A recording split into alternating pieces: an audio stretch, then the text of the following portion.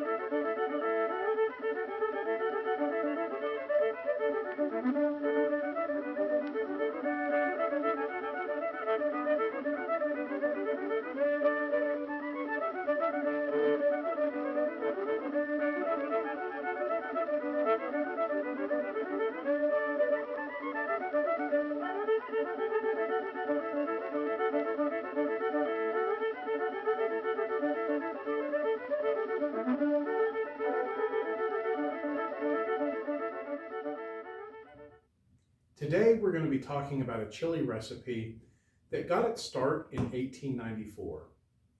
William Gebhardt, who had the Phoenix Saloon, and in the Phoenix Saloon there was the Backroom Cafe, he started making chili.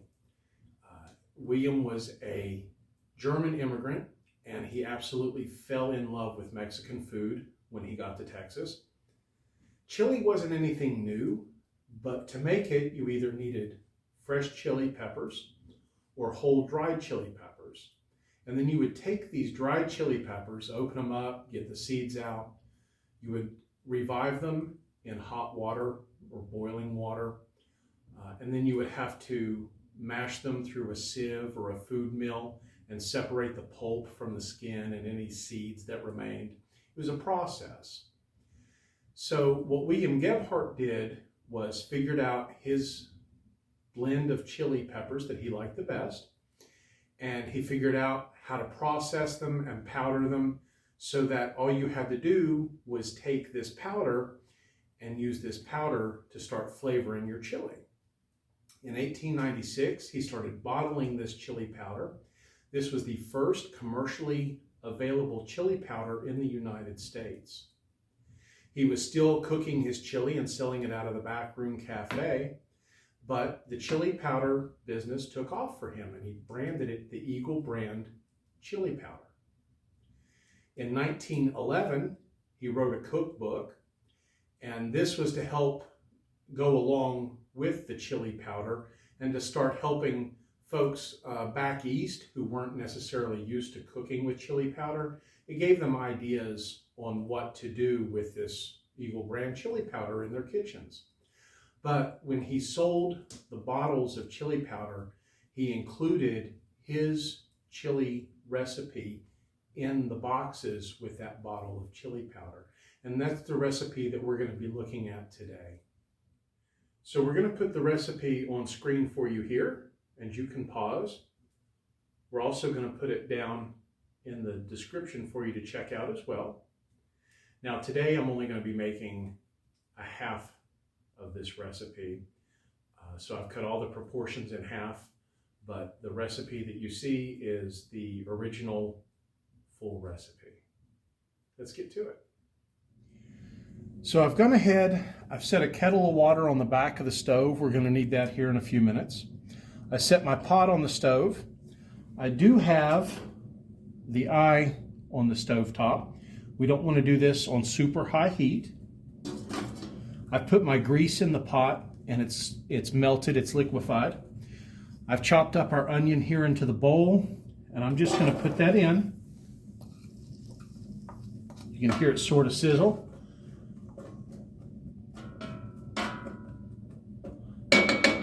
I'm going to put that in, and then I'm going to cover it with the lid and let that cook down kind of slowly while I go and start slicing up our beef. So I've got our beef mostly cut up into about 1/2 inch cubes or so. And this is a pound of beef. Like I say, we're making a half recipe. So I'm going to go ahead and just take this, put it into a bowl. I've got our chili powder mixed with the flour here in our cup. It's already been measured and mixed. I'm just going to dump that on top of our beef. And I'm just going to massage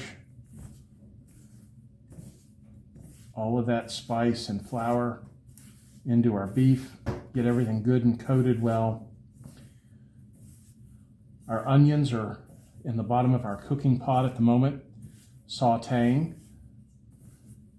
And it's going to be time to go back. I've stirred them every so often in between cutting this beef up. And once they start looking slightly translucent and soft, then it'll be time to dump this in with the grease and the onions. So our onions are looking good, translucent and soft. It's time to put the beef in. Before I do this, I may want to take the eye off the stove. Yeah. When you're cooking on a wood stove, you don't really have that high-low setting like on a modern stove, so you have to pay attention to how much wood's in your stove, whether the eye is on or not. There's a lot of adjustments that go with this. So I'm going to take the eye off the stove. We're going to heat that up just a little bit more. And I'm going to go ahead and put my beef in and start frying my beef up. That spice, it's coated our beef. It's going to mix with our grease that's in here. And it's going to make a good gravy. May need to add some more wood in the stove. For the time being, let's just put the lid on this for a moment and let it start cooking. Got our gravy starting to form here.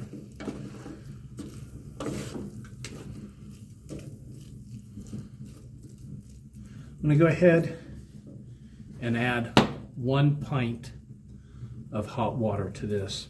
Just 1 pint, since we're making a half recipe. And that's going to make our chili sauce. And then we're going to let our beef simmer in that chili sauce for about 45 minutes or an hour. So I've got my water here, and we're just going to pour that in and give this a good stir. Now we're going to let that beef simmer in this sauce until it makes our beef nice and tender and that sauce thickens up. I say it's going to be about 45 minutes to an hour. So for the first half hour, I'm going to cook it covered and check it every few minutes to make sure it's not too hot on the bottom and sticking. If it seems like it's starting to get too hot, then I'm going to put the eye back on the stove. But let's cover it. Give it a few minutes to do its thing. So it's been about 5 minutes. You can see we're simmering, we're bubbling. We're not sticking, that's good. Now at this point, I'm going to go ahead and add in our garlic. I could have put this in earlier, but it's easy to burn garlic if you put it in too soon. And if you burn garlic, it gets real bitter. So I'm just going to dump our garlic in, and it's going to simmer in that sauce and release its flavors. I'm going to give a good stir. And like I say, I'm just going to let this simmer for about 45 minutes or an hour. The first 20 or 30 minutes, I want to simmer it with the lid on, and then I'll take the lid off after the first 30 minutes or so and let it simmer and thicken up. So our chili's been simmering for right at a half an hour. Nothing's sticking, we're at a good heat. Now we're just going to let this continue to simmer, but with the lid off. So our chili's been simmering right at 45 minutes, and I've been stirring it every, 3 minutes, 5 minutes, making sure nothing's sticking on the bottom. And it is thickening up. still just a little thin. So I am going to go ahead and continue simmering this probably for about another 15 minutes or so to get us right to that hour mark. So our chili has simmered for the full hour. You can see it's really thickened up. So I'm going to go ahead and take this off the stove, set it on the table to cool a little bit, so then we can plate it up and have us a plate of chili. So we've got our chili here. It's sat for just a few minutes, cooled down so it won't burn my lip when I take a bite. We're going to put some on our plate. Now, traditionally, of course, this would be served with corn tortillas.